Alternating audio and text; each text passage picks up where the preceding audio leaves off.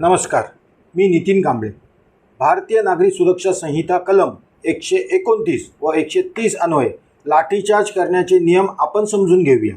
सर्वात आधी संबंधित दंडाधिकारी किंवा वरिष्ठ पोलीस अधिकाऱ्यांनी त्या जमावाला गैरकायदेशीर असण्याचं घोषित करणं आवश्यक आहे. लाऊडस्पीकरवर जमावाला शांतपणे निघून जाण्याची चेतावणी देणं गरजेचं आहे. लाठीचार्ज करण्यापूर्वी अश्रुधूर, पाण्याचा फवारा किंवा प्लास्टिक बुलेटचा वापर करून जमाव पांगविण्याचा प्रयत्न करणं गरजेचं आहे. लाठीचार्ज करताना एक्झिक्युटिव्ह मॅजिस्ट्रेट घटनास्थळी उपस्थित असणं व त्यांची लिखित किंवा तोंडी परवानगी असणं आवश्यक मानलं जातं.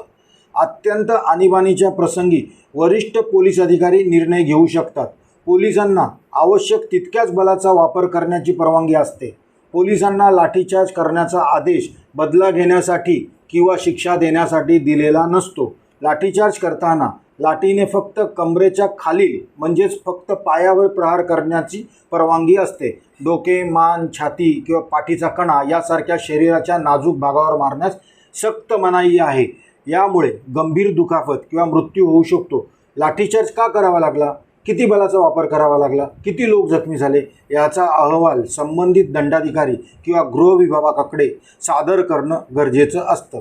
पोलिसांनी लाठीचार्ज करताना नियमांचे उल्लंघन केले असेल तर त्या विरोधात मानवाधिकार आयोग किंवा उच्च न्यायालय यांच्याकडे याचिका दाखल करता येते.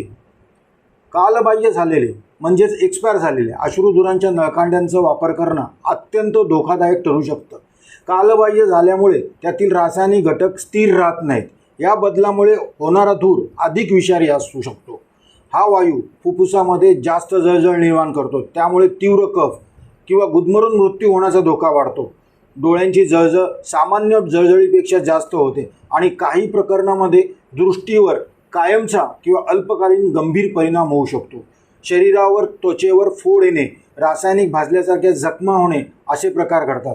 कालबाह्य झालेली रसायने हवेत आणि जमिनीवर साचल्यास दीर्घकालीन प्रदूषण पसरवू शकतात.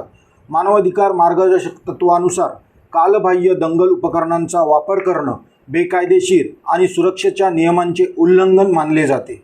आपल्यासाठी मनात आले म्हणून. नमस्कार.